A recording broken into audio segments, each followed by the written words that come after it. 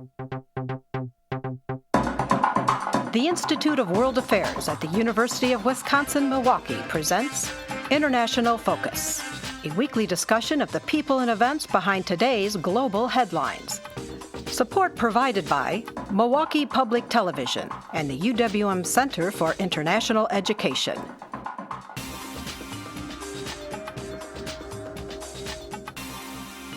Now here's your host, Doug Savage. Welcome to International Focus.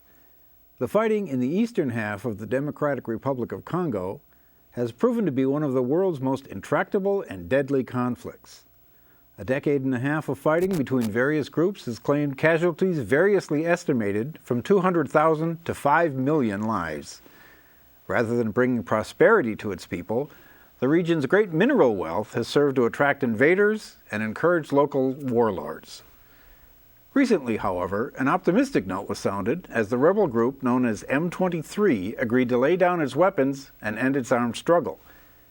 With dozens of armed groups still fighting, however, demobilization of M23 may actually do little to bring a sustainable peace.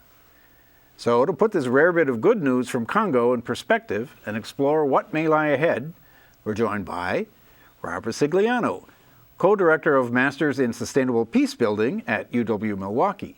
Rob also serves as a consultant to a variety of private sector and government clients, in which capacity he's been involved in peacebuilding interventions in Iraq, Afghanistan, Russia, Georgia, Colombia, South Africa, and significantly, the Democratic Republic of Congo. Also with us is Melanie Greenberg, President and CEO of the Alliance for Peacebuilding, a global membership association of more than 70 peacebuilding organizations developing processes for change in conflict environments around the world. Her international conflict resolution portfolio includes work on public peace processes in the Middle East, Northern Ireland, and the Caucasus.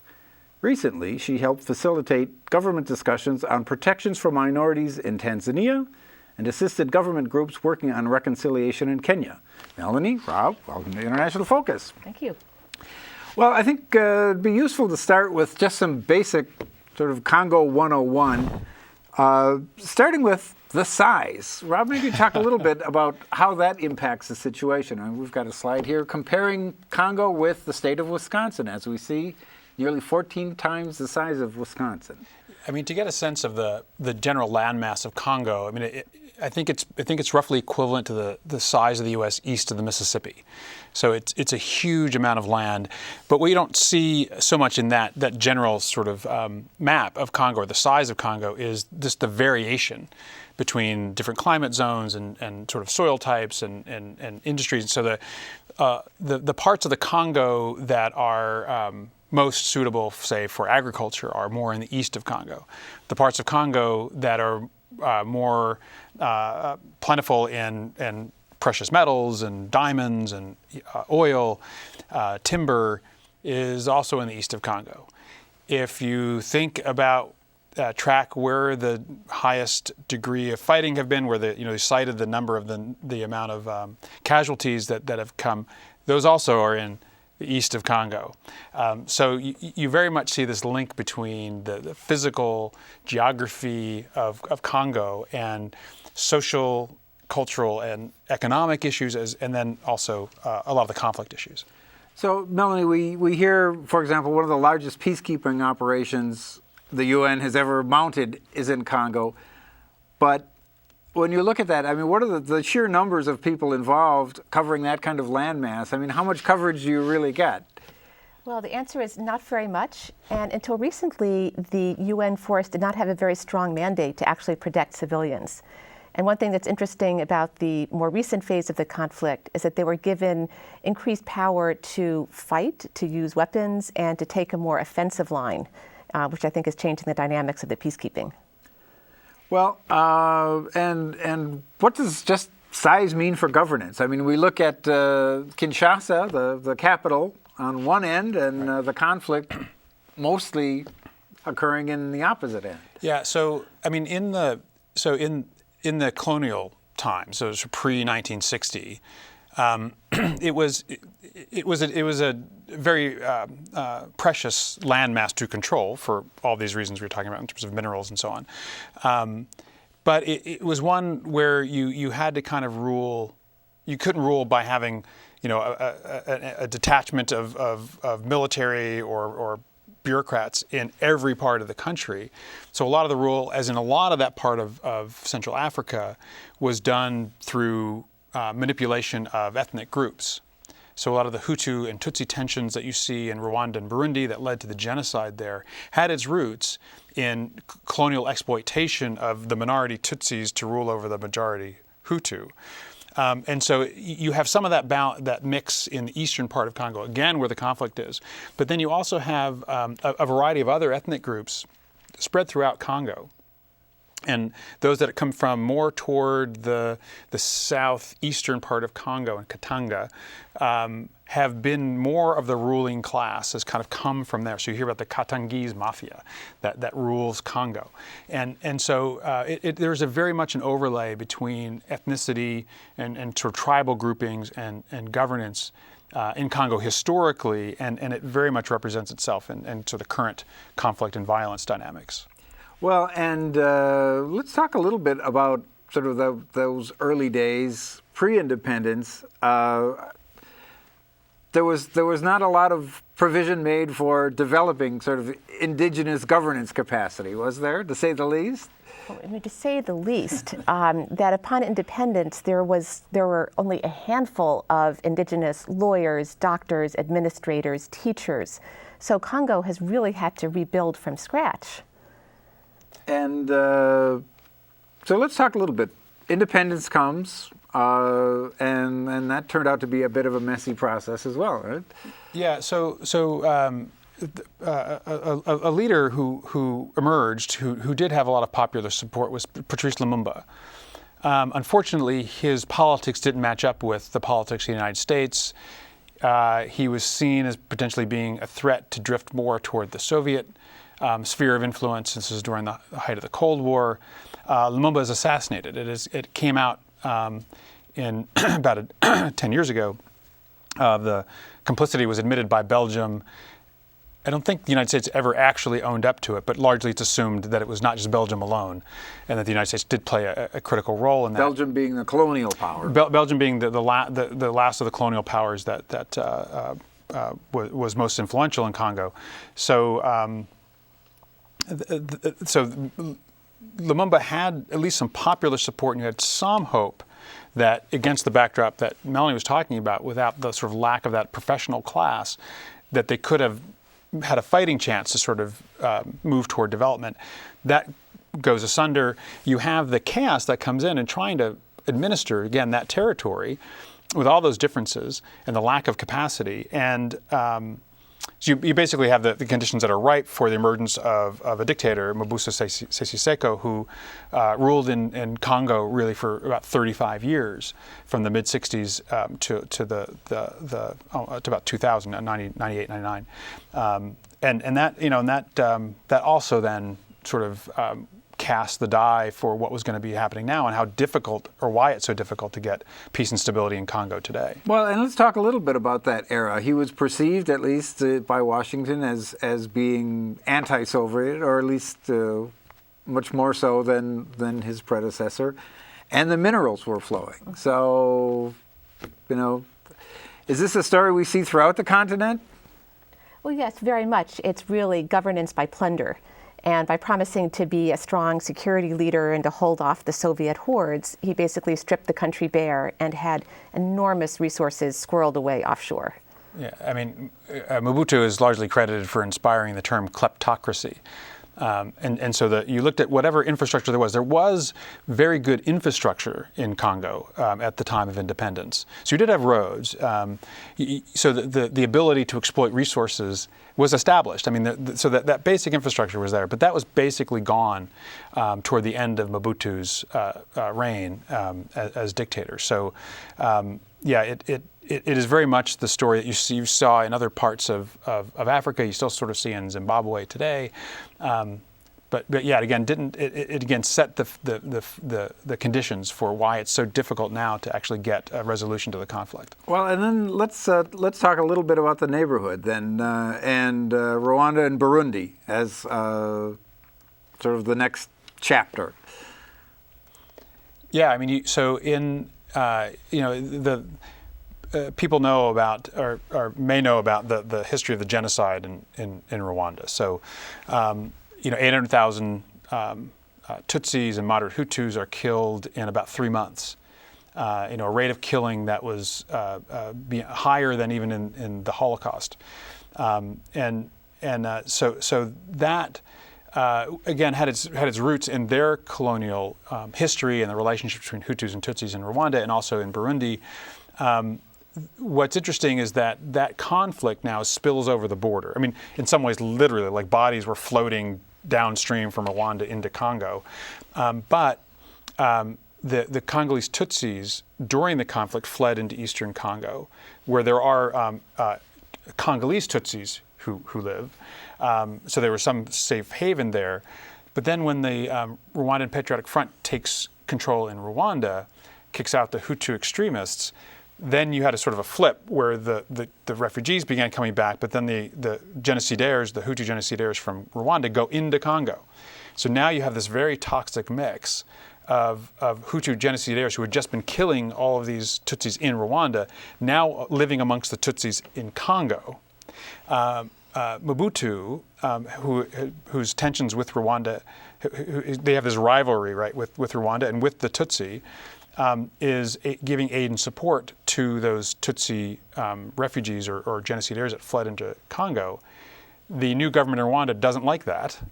So a rebel group is sponsored that takes up arms in the east of Congo and begins to attack Kinshasa from the east. The Ugandans support their own group that comes down from sort of the northeast.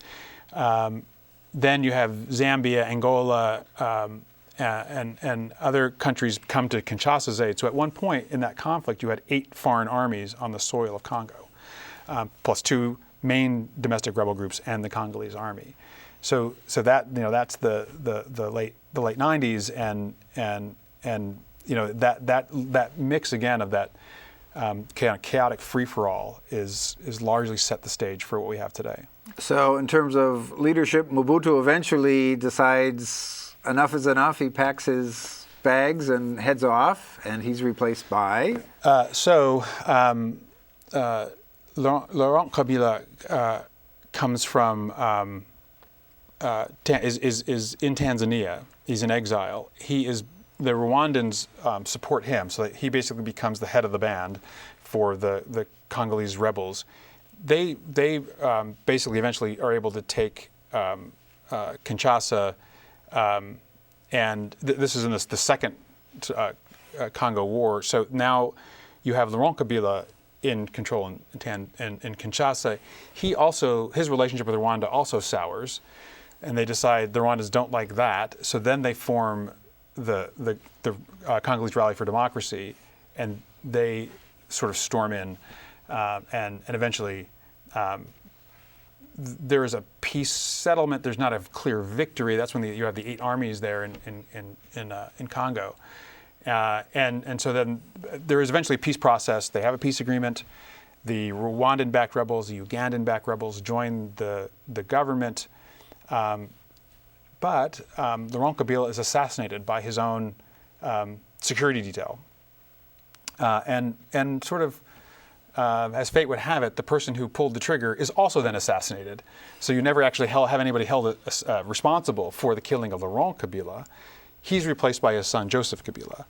And Joseph Kabila is still the president today, has been through a couple of election cycles with the peace agreement, after the peace agreement. And then that's the entity that had been due to sign a peace agreement with the M23 that you cited at the opening. So we'll talk a little bit about that current situation, but first we'll take a short break. We'll be right back with more International Focus. The Institute of World Affairs presents our community with a range of public programs relating to global issues, U.S. foreign policy, and the world economy. For more information about the Institute of World Affairs, call 414-229-3220 or visit our website at www.iwa.uwm.edu.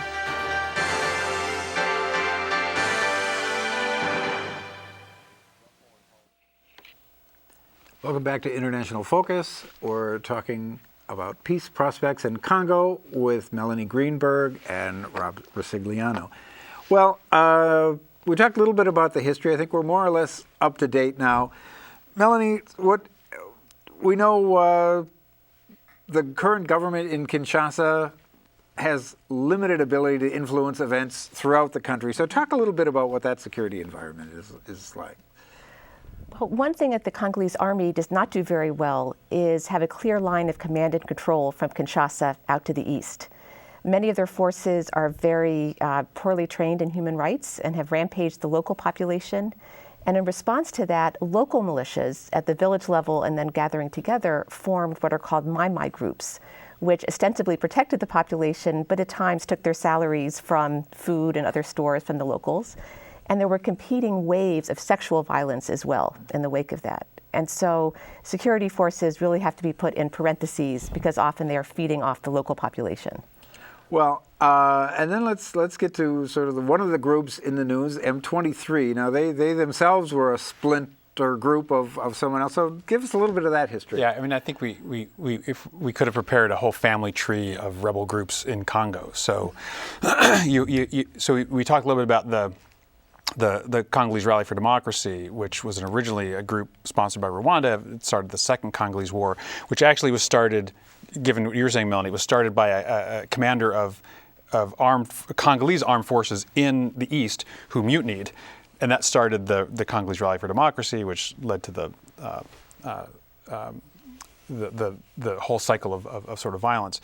So that group and some of the other groups began to splinter.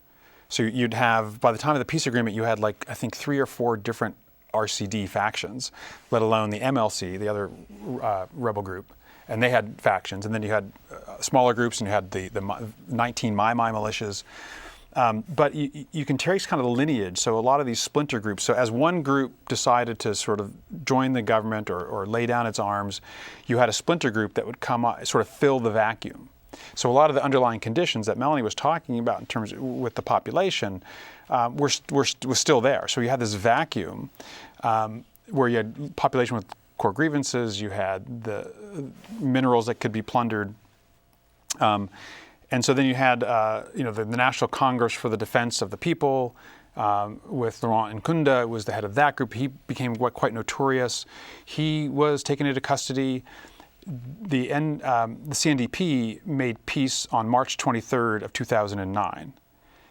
M23 is March 23rd. It's basically the name of that rebel group signifies the date that the previous group had laid down its arms.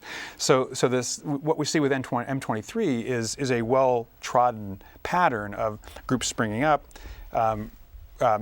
being guilty of all kinds of war crimes and violence, and then sort of either dissipating or joining the government, but then you have a splinter group come up, take its place, and so we've seen that cycle over and over. So as of this taping, the talks are in progress. They seem to have taken a bump or two along the way. There's not a concluded agreement, but assuming it does get done, then how significant is this? That M23 is demobilized and to the extent possible reintegrated back into society. Is this more of the same, and somebody else will just take their belligerent role, or is this a breakthrough? Well, Melanie and I were talking about this a little earlier about, is the key question is, so are what we're seeing right now, what are the signs that this is just another iteration of that old pattern? So we're going to see, they disarm, but we're going to see someone else take their place. Or is it a sign that there's something deep within the underlying system that has changed? And so maybe the sort of equilibrium is now moved to a point where we won't see another group. And so I think there's indicators both ways right now. And Melanie, you had been talking some about some of the positive signs on this side. So the positive signs are, there was a real turning point when the M23 took Goma, a large city, the gateway to all the resources. And the international community looked and said, oh, they have Goma, the whole East could fall. And that set a spiral in motion where there was a lot of external pressure on Rwanda to pull back its support on M23. And you also, as I mentioned earlier, had this peacekeeping force which was in there fighting to take Goma back.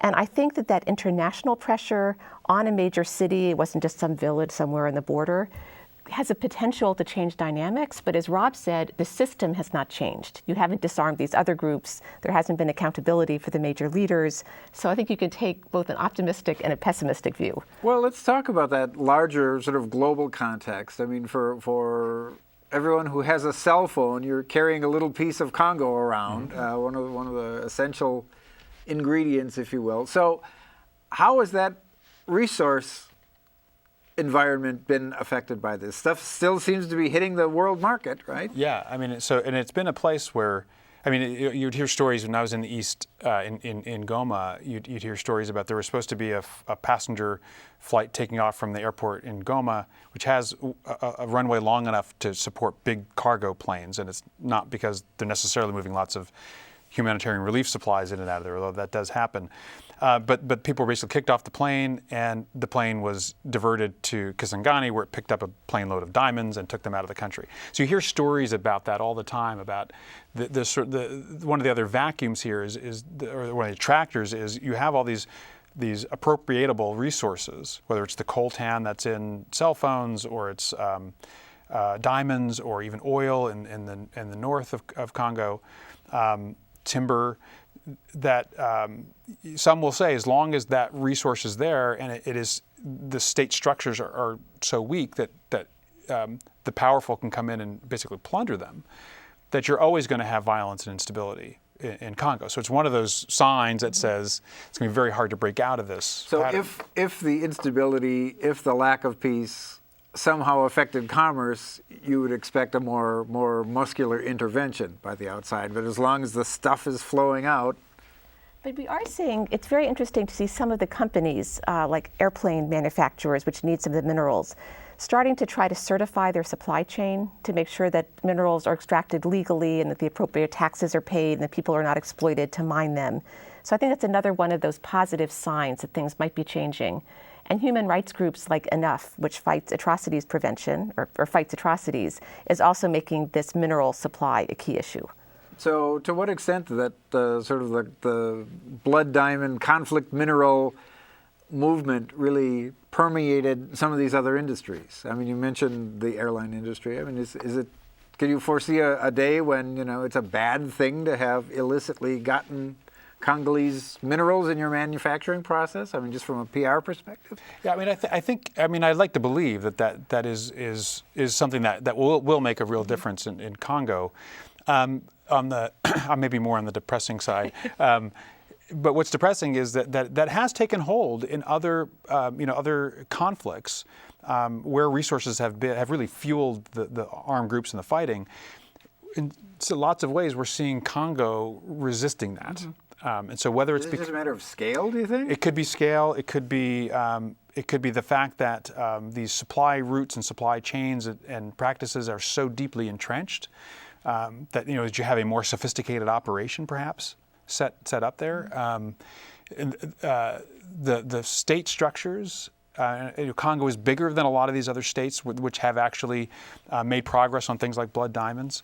I mean, that may be the issue, that you probably, it's easier for, say, Uganda and Rwanda to meddle in the east of Congo than it is for Kinshasa to stop them from meddling in the east of Congo, just from a geographic standpoint. I think that's also very much there. Well, we've got just a couple of minutes left. I read all your bona fides for both of you. Now you have to deliver, and having looked at some of the drivers of this conflict, what needs to change? What has to happen so we get the kind of sustainable peace that we're looking for? I was worked with an organization about a year ago that did a systems analysis of the DRC, and one of the really two sides of the same very, very strong message was that the international community misdiagnoses the conflict in Congo, and they see it more as a regional national issue as opposed to a local issue, and that the real opportunities and some of the real success stories that they've seen in the east of Congo have been sort of locally led, locally designed, tailored ways of dealing with land conflict and dealing with some of the core grievances and difficulties there, and that trying to do it from the top, only from the top down, like this peace agreement with the M23, which is currently potentially breaking apart, is not the way to go. So I think we have learned some things at that level, and I think that's a promising avenue. I agree with that. The Congolese people are tremendously resilient and creative, and that having more of a local solution would be very, very helpful, and I think will happen.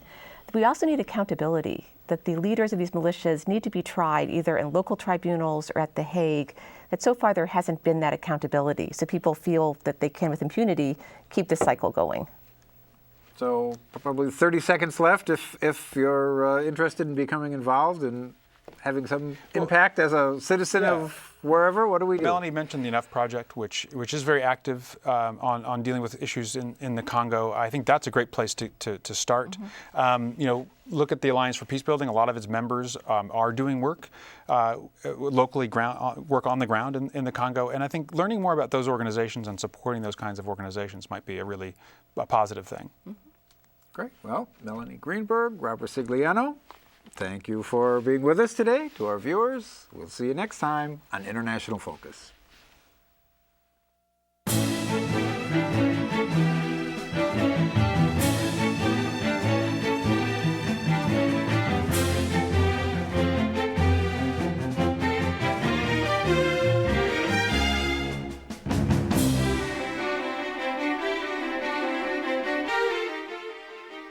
For information about the Institute of World Affairs and its many programs, or to become a member of the Institute, call 414-229-3220 or visit us at our website,